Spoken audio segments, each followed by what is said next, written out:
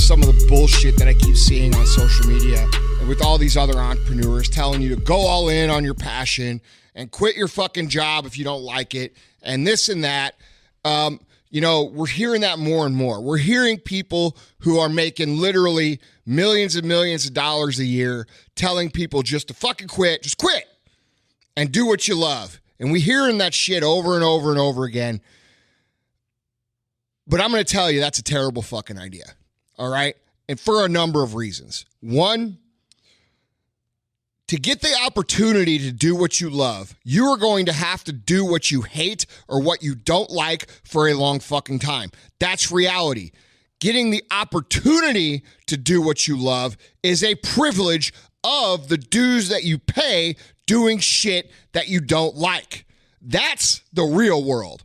It would be nice if we all had rich parents or we all had trust funds or we all had, money in a bank to just quit the shit that we fucking don't want to do what we want to do. Wouldn't it? It would be great. But here's the reality. People who truly start from the beginning, people who truly start at zero, understand what I'm just saying. You have to do a lot of shit that you hate. All right? When I started my business, I had to work 3 other fucking jobs to do what I wanted to do, which was run my company. I had to work 3 other jobs just to fund the company. I didn't work 3 other jobs to keep the money and go drink beer with it. I worked the 3 other jobs to take that money and put it into my project. Okay? I worked at a gym, I worked at a bar, and I worked at putting on concert events. I also did odd jobs like construction, concrete, and other things that I knew how to do along the way.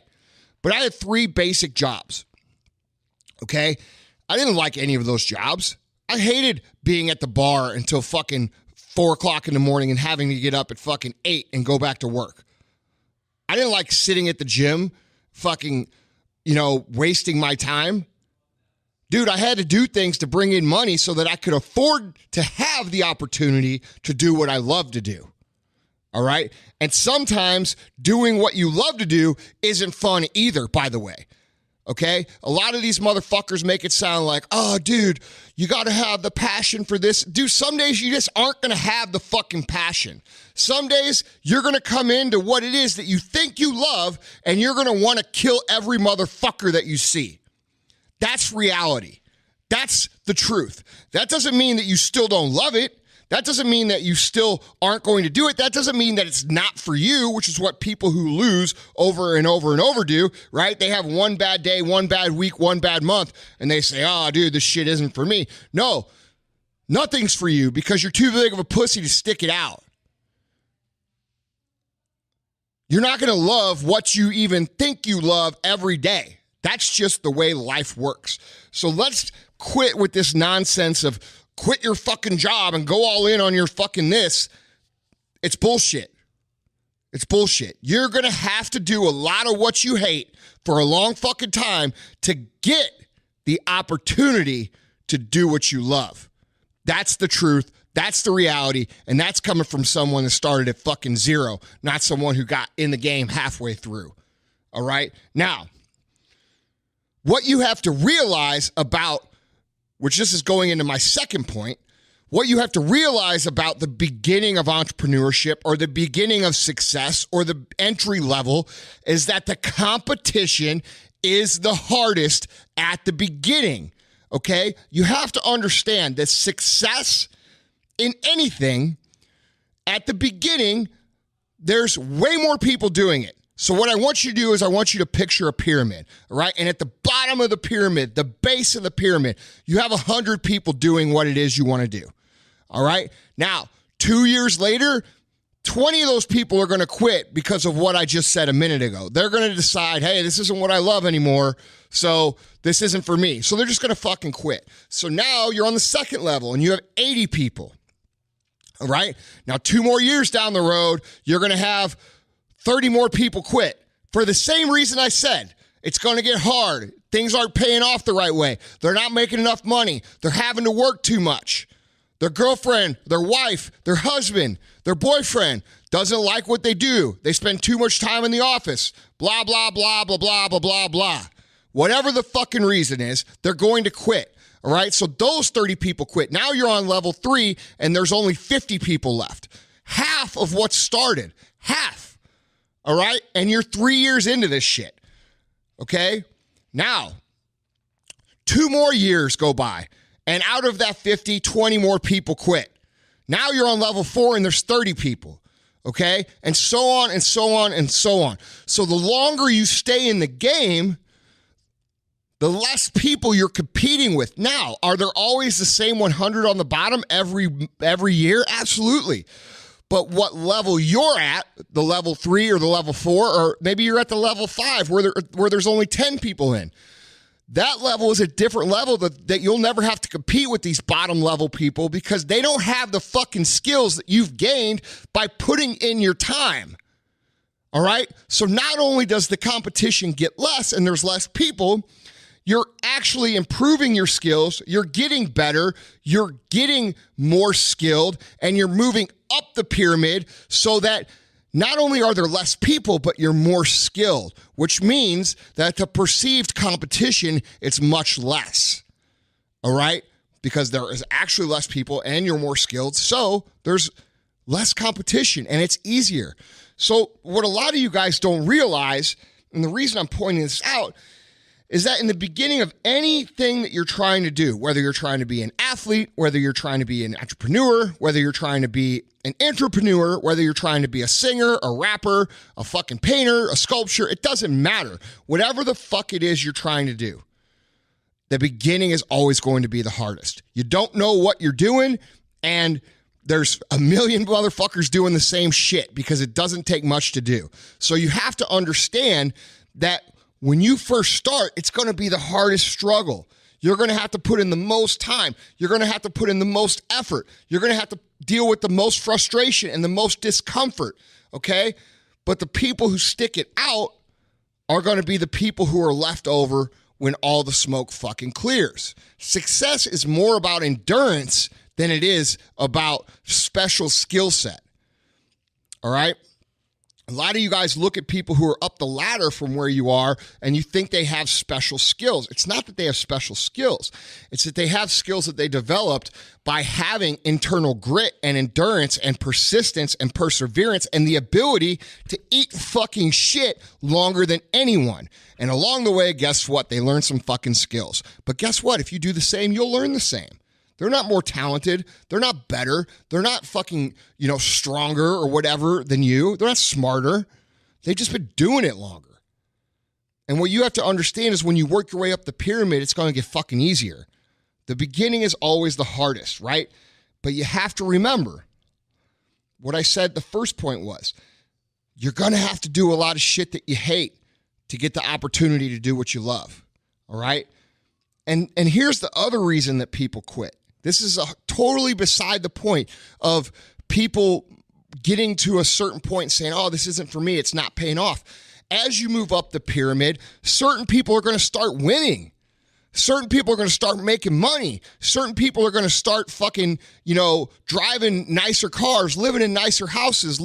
And what's going to happen to those people? One of two things, because winning affects people in 2 ways only. One, it makes them fucking lazy. It makes them complacent.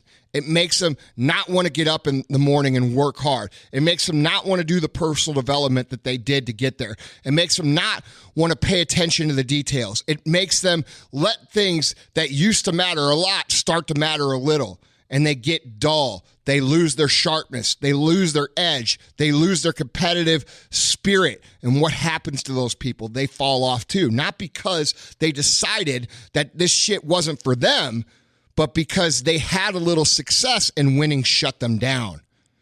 And that happens so much. We see it so much in society. I guarantee you, if you think about it, you have look around, and even in the news, we hear about it all the time. People who have had massive success and then all of a sudden they're broke. People who win, a certain amount in life, they built a successful business. They've got to mid-level. They're driving a BMW or a Mercedes. They're living in $1 million home. And, they're the big dog in the neighborhood for a while. But what happens to them? They disappear.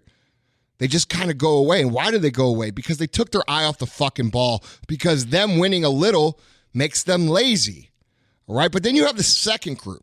You have the second group, which they don't do it for the money. They don't do it for the fucking cars. They don't do it for the house. They're not doing it for the status. They're doing it because they're like a fucking shark. They get one little sniff of the blood. They get one little taste of the blood, and they're going all the fuck in for the win.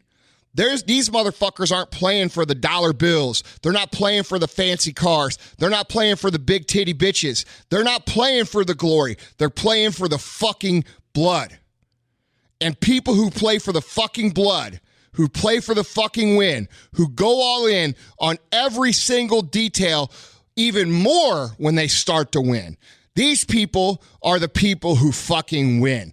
These are the people who get to the top and nobody can ever dethrone them because they still believe that they're not shit. Lots of people will talk about how great they are. Lots of people will talk about how they have all the answers. Lots of people will talk about how they're the expert and you should fucking listen to them and this, and the other, like they're a fucking messiah. Lots of motherfuckers will talk about that shit. But true, savage, play for blood motherfuckers don't do that because they know that in the big scheme of things, they're not shit. They're going to get to the top and they're going to stay on the top because they don't believe that they're the best. They don't believe that they have all the answers. They don't believe that they're the most skilled. And that's where you need to try to find yourself. Okay? And I understand that's going to be hard for you to grasp when you can't pay your bills and you're at the bottom, right? I was the same fucking way. I used to think about Lamborghinis and I used to think about fucking big houses and fucking the lifestyle, right? I tell you that. I've told you that a million times. But it's cool to want that shit. That shit's cool as fuck. I love it. I'm not downplaying it at all. Don't mistake what I'm saying. I love it. I love my life. I love driving the cars. I love flying the jets. I love doing all the shit that I love doing. But the truth is you could take all that shit away from me and I'm still going to work twice as fucking hard as everybody else. You could give me all that shit in the world and I'm still going to work twice as hard as everybody else because I play for the fucking win. And when you play for the fucking win and you have a little bit of endurance and you have a little bit of grit and you're able to outlast all the basic motherfuckers at the bottom of the pyramid, that's when you've created something powerful. That's where you want to try to be. And guys, the reason I'm talking about this as like it's a skill, because it is a fucking skill. You could train yourself to be this way. A lot of the people who are working in the jobs that they don't want and the jobs that they hate, where other fucking guru motherfuckers are telling you just to quit those jobs and go all in on what you love. Look, motherfucker, those jobs have value. Why do those jobs have value? Because when you can do what you hate to the maximum degree of effectiveness, when you can become the very best at cooking French fries, or the very best at making Big Macs, or the very best used car salesman, or whatever the fuck it is that you do, that you hate, that you're doing so that you can do what you love one day, when you can become the very best at that, you are training yourself to play for blood. You are training yourself to play for the win. That job has value. Whatever the fuck it is you do right now, it has extreme value because it's going to train you to have the skills, to have the drive, to have the competitive advantage that you're going to need down the road.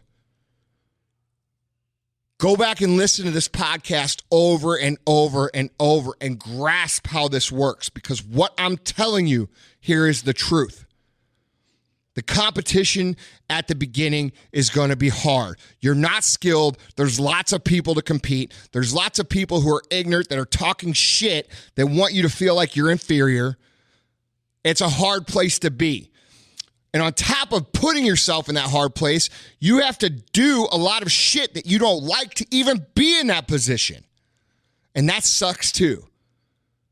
And then when you start to win, it can actually poison the rest of your work. It can poison your drive. It can poison your success because it gives you the perception that you're good, that you're winning, and that you're going to continue to win. And you have to be aware of that up front. Be someone who plays for the win. Be someone who values every opportunity they have. If you're cooking fucking French fries, make the best fucking French fries. If you're making Big Macs, make the best fucking Big Macs. And know that you're preparing yourself for moving forward. Know that you are putting yourself in a position and cultivating the skills that you are going to need when you get the opportunity to move away from the shit that you hate and into the shit that you love.